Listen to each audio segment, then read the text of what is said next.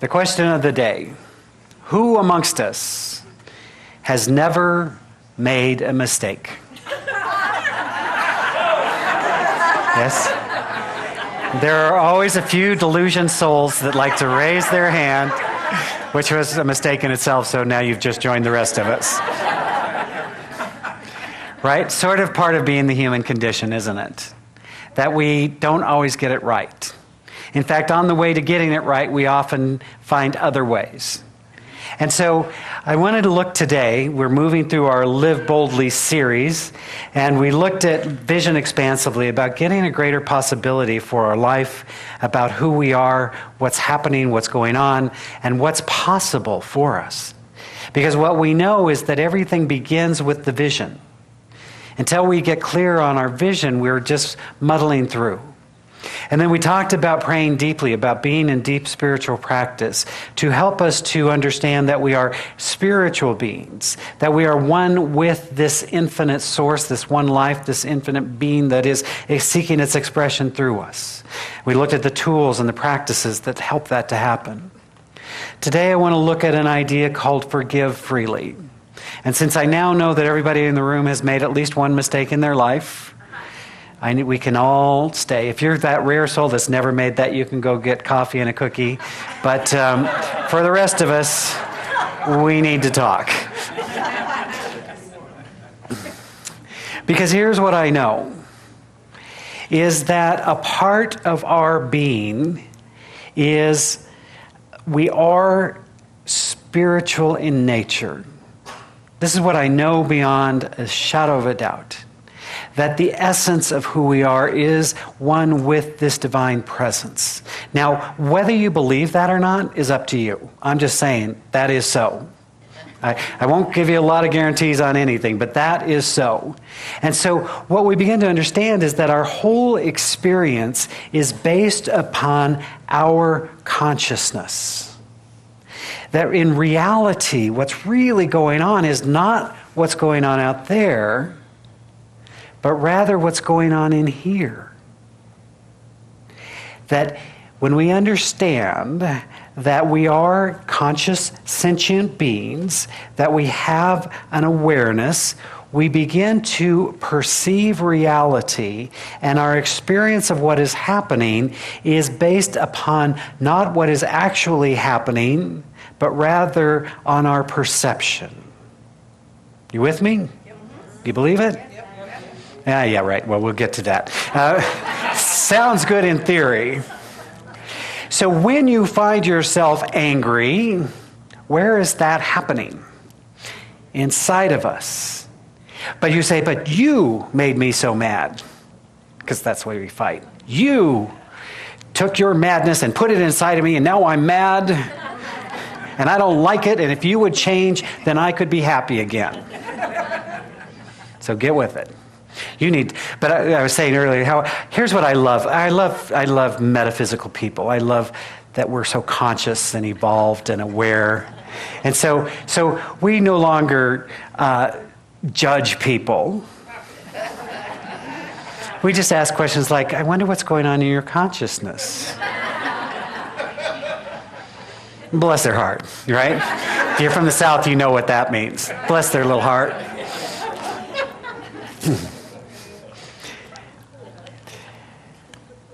So all of us have made mistakes, and everything that's happening in our lives is happening within us. If we want to begin to move forward, we're going to have to deal with this subject called forgiveness. Now, I know we've all been taught as mere childs that it's better, do you want to forgive, you want to forget, you want to do this, right? Simple. Easy breezy, right? No problem. Until it comes to the actual practice thereof.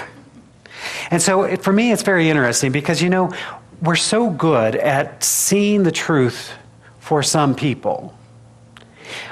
When we welcome these little bundles of joy into our life and they're just sweet and radiating God's love and they're wrapped in so cute and sweet, and other than they may barf on you from time to time, they're pretty sweet little packages, and we're just like, oh, I just love this kid. And they're wonderful and they're cute. And look, they can walk and they can do this thing. And you're just like, oh. And then around two. They hit the terrific two stage. And they learn a new word. And the new word is no. You're like, what happened to the bundle of joy? What happened to the light of God? All of a sudden, this person starts to self-identify and starts to separate, and part of that is by doing their thing. Now, here's what we know. If we're conscious parents, we go, oh, they're growing up. They're becoming evolved beings. And so I'm not going to be dismayed by this behavior because I know it's a natural part of their unfolding and their becoming. Right? So I'm just going to love them through it, watch them evolve, and then they settle down until they become teenagers and they go through the whole darn thing again, and you get to, got to breathe through this too. But you see, we see that as normal. We see that as acceptable. But I'm fascinated that we forget that with one another very often. There seems to be a point when that latitude gets shut off. And then we decide how other people should be. They should know better. Why would they do such a thing? And more importantly, why would they do such a thing to me? So I'm going to ask us today to explore that there is a way of being in the compassionate heart that sees the truth of who we are as an ongoing experience. As I always like to say, there's really only two ways we ever learn anything. One is by doing it right. So you can figure out what the other is. And most of the time we do it wrong. Many times. My guest, Rick, didn't just pick up a microphone and blow out Tim McGraw songs, right? There was some training, there was some evolution, there was some experience of getting it better. For all of us, we go from unskilled behavior to skilled behavior. So I've always preferred the term, rather than sin or mistake or error, just unskilled behavior. And some of us have practiced. Right? So on our way to skilled behavior, there's the unskilled. And so here's what we would want to know. We've all made mistakes. We're all human. We are spiritual beings. We talk about this every Sunday in our affirmation, that we are spiritual beings, that we're honoring the human experience as we go through this journey of self-discovery. And so it is true that on this journey, there's going to be some moments of joy and there's going to be some moments of sorrow. There's going to be some moments where you're absolutely in the flow, and there's going to be moments when you just can't get it together. That's all part of the package. But if we identify ourselves as our behavior instead of with the essence of who we are, then we judge ourselves for the behavior and perhaps are unkind, perhaps even abusive to ourselves. So I look at this from the understanding that forgiveness is a really lovely, churchy kind of word. The song, everybody stands in the pews or stands in the church and sings about forgiveness. But actually practicing forgiveness takes real depth, takes real strength, takes real character. It takes that ability to separate out the person from their behavior. You see, we would do well to understand that we are not our behavior. The blessed 2-year-old child who throws his fit with gusto and imagination is still a child of God. Even though you want to put him outside or in the garage for a little bit, right? They're still a child of God. So we love that essence, even if the behavior's not okay. The call to forgiveness is to be able within our own selves to rise above what is happening at a conditions level to see the essence. Now, it does not mean that we necessarily accept the behavior. I want us to be very clear about this. It is not, in practicing forgiveness, we are not making the behavior okay. There are consequences for our choices. We're going to have a whole Sunday on that one. There are consequences, and we all need to get to pay our karmic debt. But what the Master was teaching us, what was radical in his teaching, and I want us to understand this, the radicalness of the teaching that Jesus, the rabbi, brought forward was that it is not an eye for an eye. It is not, if it's done unto you, you do unto them, but rather that we pray for our enemies, that we are willing to forgive, to release, that we're willing to turn the other cheek. In other words, turn away from that condition into the truth. This is the radical thing.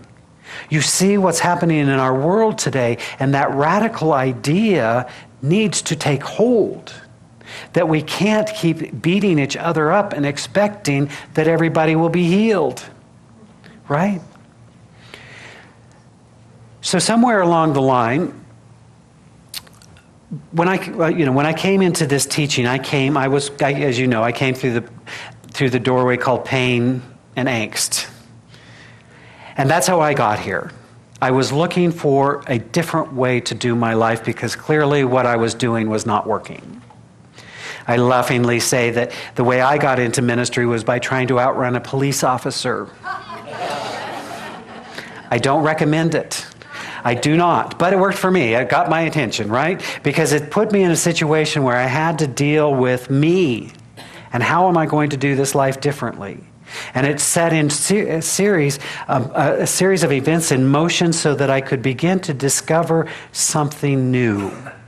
And I was okay. You see, until I had my crisis, I thought I was fundamentally flawed. I thought there was something wrong with me. And because I believed that, then if life ever got too good for me, I had to do something to screw it up because obviously a worm of the earth doesn't deserve that kind of stuff. Right? You see, our subconscious, again, it's all happening in our own consciousness, which is good news. So as I began to realize that my consciousness, my understanding of life, my awareness was influencing everything that was happening in my life, I realized that no one can have what they don't give. No one can give what they don't have. I used to judge people in my life because they didn't give me what I wanted. And it was a profound moment when I realized they didn't have it to give. You know, I could come to you and say, would you give me $500 million? You say, I'd love to, Marty. Will you take a check? No, cash only on this transaction, sorry. Right? You say, I'd love to, but I don't have it. If anybody does, I need to talk to you. Right? For most of us, we're not sitting on $500 million. And even if we were, we may not be willing to give it away. But if we don't have it, we can't give it. So I realized how many people I was angry at and hurt at that they couldn't give me what I wanted. Until I realized they didn't have it. And then I realized that I can't have what I'm not willing to give. And so when I found myself in areas of unskilled behavior, of unskilled consciousness, shall we say, as I was evolving to more skilled levels of consciousness, I realized that when I was withholding someone else's good, what was really happening was I was withholding mine. If I was envious or resentful or angry about somebody else's success, all I was doing was limiting and blocking the flow for my greater good. I remember one time, now this never happens, but one time, one of my congregants was mad at me. I know, that's why I took the one time that it ever happened. So, and this person, we'll just call him a person, this person came to me and said, you know, I'm so angry at you. I just want you to know I'm not going to give to the church anymore. By this point, I was evolved enough that, and actually wasn't the first one. So I had some experience. I'm becoming more skilled in learning how to deal with people. And I said, so do you really want to do that to your money? He's like, what? I said, do you really want to do that to your money? Is that the energy that you want to take with your money? Now, if you want to support the center or don't want to support the center, that's your deal. But if you think you're going to punish me by not giving your gift, guess what? It's not the way it works. We only withhold from ourselves. Again, remember, it's all consciousness and it's all happening within us. So sometimes we get so self-righteous. We'll show them. Them is fine. They're doing just fine. So what I learned about forgiveness was it's a very selfish act. That I found, I discovered that some of the people that I thought I was punishing through my unforgiveness, we're just fine. Playing golf, having a good time. Life was clearly working for them. Not so much for me. I'm trying to outrun police officers while drunk, Something was off in this equation. So when we begin to understand that it is a process of letting go, a process of bringing forth a greater truth, a willingness to see beyond the appearance and the conditions, to realize, just as we know with a 2-year-old child throwing a fit, that even adults who are throwing fits are not their behavior. And we can love them through it. Now, we'll take steps to get appropriate and right action. Sometimes, you see, it seems like what we want to do as humans is, if you don't show up the way I want you to, I'm going to close my heart to you. And then I'm going to make whatever choices I need to. And I believe what the Master was teaching us was, keep your heart open, love the essence of them, and then take right and appropriate action. Can we love somebody through their unskilled behavior? Can we love ourselves as we evolve in our own? So all of us at one time or another have been hurt. All of us at one time or another have hurt others. So we're all in this mess together. Can we just admit it? And the way out is to love. Jesus spoke of it over and over and over. It was one of the fundamental teachings that he was saying. Everything else you can find in Old Testament, but this idea of turning to love, to responding with grace, is what begins to free our soul. I was reading a story about a woman who's was in seminary to become a minister. And while she was in school, her 26-year-old daughter, who lived in California, was murdered. Her and another young woman living with her. There was a third woman that lived in the house who was not harmed. So these two precious, beautiful young women were murdered in very ugly circumstances. She could see immediately the challenge that she was faced with. I'm going to be a teacher of the gospel. I'm going to be a teacher of God's grace and God's love, and yet here is this situation. And so she moved through it. Well, actually, I loved her honesty, because she said, this 9 years in, I'm not all the way through this. But she said, I knew I did not believe in death penalty. That how could my daughter's death be justified by killing someone else? But the kids, her sons, were ready to exact justice. Over a period of time, they evolved, and when the time came, it took them a year to find the murderer, took another couple of years to go to trial and do that whole thing. So 3 very intense and painful years. But by the end of that period of time, the boys had evolved to a point where they did not want to this person killed, but rather negotiated an agreement so that he could be in prison forever and never get out. And so at the day as the trial is coming to close, it was non-contested, and she saw the murderer's mother in the court. She said, it was like looking at me. Physically and emotionally, it looked like me. And she said, and I realized in that moment, there's one thing worse than being the mother of a murder victim. After the trial, they met and embraced, cried, and something opened up. Because two human beings came together with open hearts to have an experience. She said, I know at some point, because this is my journey, I will have to meet with the Son. I will have to forgive him. I'm not there yet. But I am on my way.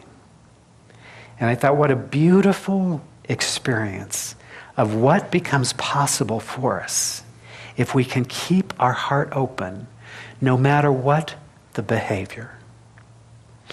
So, I don't know what your big mistake was, but I know you have one. At least one you think is a big mistake. Your biggest mistake, shall we call it.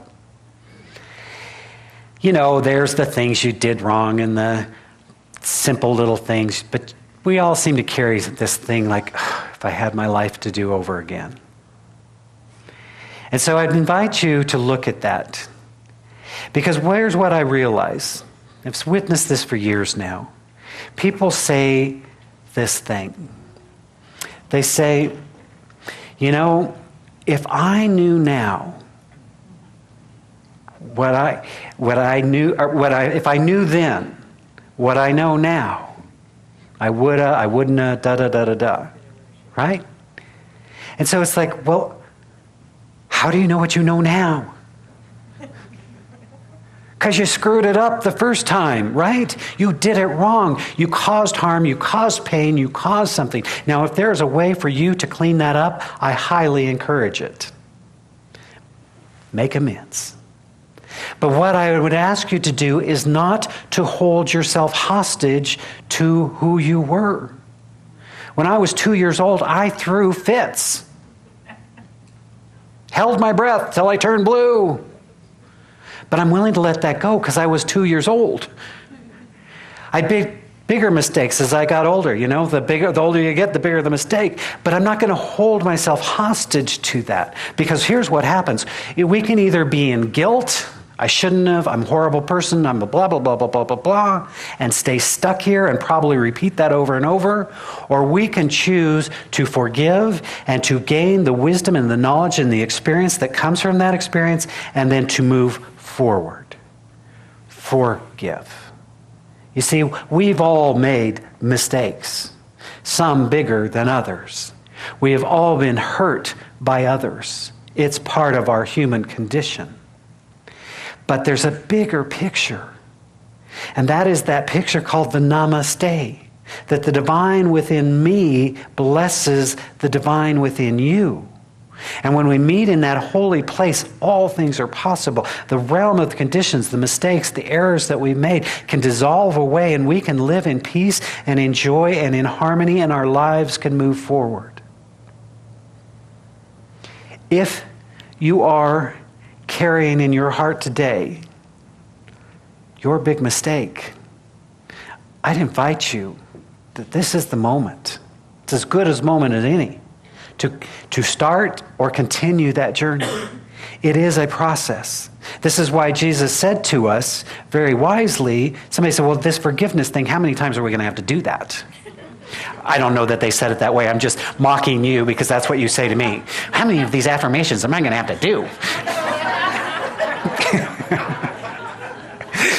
So that's how I imagined that scenario. And he said, oh, lo, I say unto you, because that's the way he obviously talked. Not 7 times, but 70 times 7, 490 times, and that's just in one day. So in other words, be in a process of forgiving. Be in a process of choosing love over every other option. There's many options available. I can choose revenge.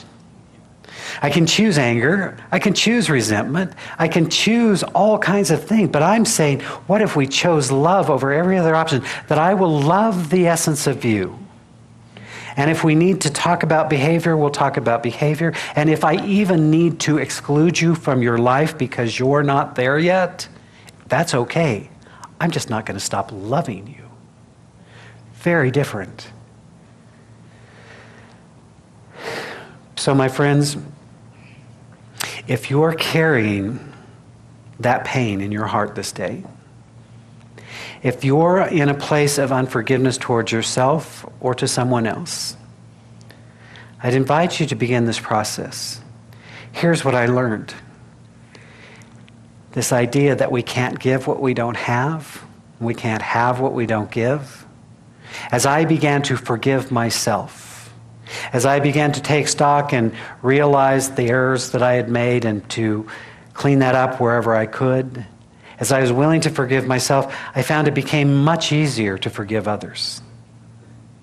It was much easier because I realized, wow, if I didn't have it to give, that's why I didn't give it. And so maybe if people didn't give to me what I needed, wanted, or desired, maybe they just didn't have it either. And that creates this space and this energy to realize at a profound, not a superficial level, at a profound level, that we are all doing the best we can in any given moment. And that if we continue to keep our hearts open, as we continue to listen to the divine Spirit, as we continue to move forward in grace and with unconditional love, then our lives are healed and they are transformed. So as we go into prayer this day, I simply want you to know you are not your mistake. You are something much bigger and more grand. You are the divine expressing into life uniquely as you. Let us pray. As we open our hearts in this moment to that presence of absolute unconditional love, as we open our minds to divine wisdom, as we realize that there is but one life, one power, one infinite being, and that life delights in its self-expression, delights by moving through and as all of creation. When it is written that we are created in the image and in the likeness of the divine, it is to say we have those same spiritual qualities and essence. And so we draw upon that as we recognize that wholeness is the order of the day. We allow health and well-being to be revealed. As we recognize that we are abundant beings, for we are one with the source and the substance of all that is. We allow ourselves to experience the fullness of life, joyously giving and graciously receiving of this infinite bounty. And we know that love is indeed the only reality. That anything unlike love is simply fear. It's simply the non-recognition of this one infinite, unconditionally loving presence. As we choose love over every other option, we feel our hearts being expanded. We feel greater possibility emerging. We choose in this moment to forgive ourselves deeply and profoundly. And as we do so, we forgive our brothers and sisters who we perceive to have harmed us. At one level, we realize that it is love that has brought us together for some divine cosmic appointment. And so we choose to move forward with wisdom and clarity, releasing that which no longer serves us and carrying forward the essence and the truth of who we are. So how grateful I am to speak this word of truth. How grateful I am that we are gathered together in the presence of the divine in this holy and sacred space that we create. We allow healing to occur, love to be made manifest, and we know that we are blessed indeed. We bless this spiritual community, knowing that it is a divine idea unfolding perfectly, joyously, abundantly, in divine right timing. We extend a blessing to our brothers and sisters around the planet this day. We're holding that high vision for a world that works for all, for a planet at peace, for wisdom and clarity to be made manifest in our lives. And as always, we bless all priests, all rabbis, all ministers, all teachers of every faith, For we honor and celebrate the many pathways to this divine being. We name them good. Simply invite you to breathe into the healing presence that is here for us right now. To surrender, to open up to that greater possibility seeking its emergence. To know that it is already so. It is already established. So there is nothing more to do but to release, to let go. As together we say, and so it is.